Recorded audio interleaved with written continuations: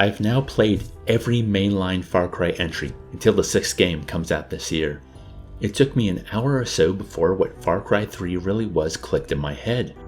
I was on my way to this doctor's house, and taking a hang glider to the comms tower near his place cemented the lush tropical atmosphere.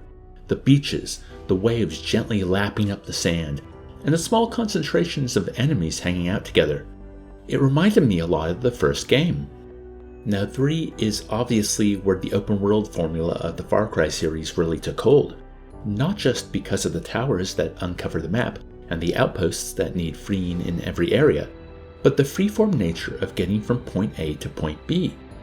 At this point in Ubisoft gaming, the missions themselves have a stranglehold on the player. Go off the beaten path and you will be punished. Outside the missions, however, getting around, hunting to upgrade, or searching for treasure allows a certain amount of opportunity, with the game able to react in interesting ways because of all the moving parts. And because of this freedom, I appreciate how slow the game is to open up. Each new story mission takes the player to a new chunk of map, a new tower to climb, usually a new outpost to liberate, and a whole lot of land in between. The towers unlock free weapons back at camp. Almost everything plundered off guards or in chests can be sold, and there's a crafting system rewarding the pilfering of as many plants and animal carcasses as one can get their hands on. This all sounds like too much, and maybe it's because of the tropical location, but I never felt compelled to do it all. I could take it easy. Near the end of my playtime, I started hunting to upgrade my wallet and my backpack because the limitations of what I could carry were starting to annoy me. But that was just a quick sidestep while continuing to move forward with the game. Heck, after the first outpost, I never liberated another, but I always meant to. They were there on the map staring at me. I knew I could get to them whenever I liked without hurry. Far Cry 3 really is like a vacation spot, just with a lot of murder. While I loved the leisurely pace of the game, I quickly grew frustrated at the abundance of on-screen tutorials.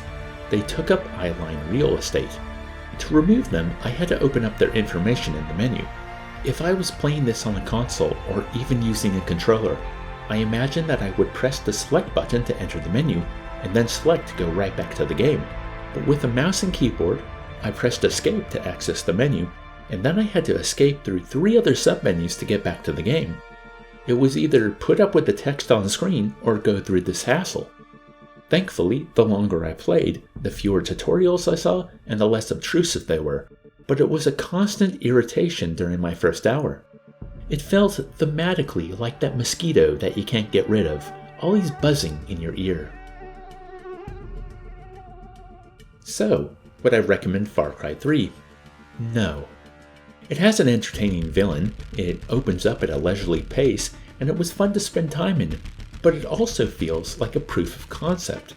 I've now played all the mainline Far Cry games, and if I wanted to return to one, I would want to play the latest, to enjoy this style of play with the benefit of time and iteration. It also depends on what location you want this style of play wrapped in. This definitely felt the most vacation-like of the games, so maybe there's merit in that. Far Cry 3 is like that Jimmy Buffett song. If you like pina coladas and getting shot in the brain, I guess I'm not into Far Cry 3. Na na na na na na na.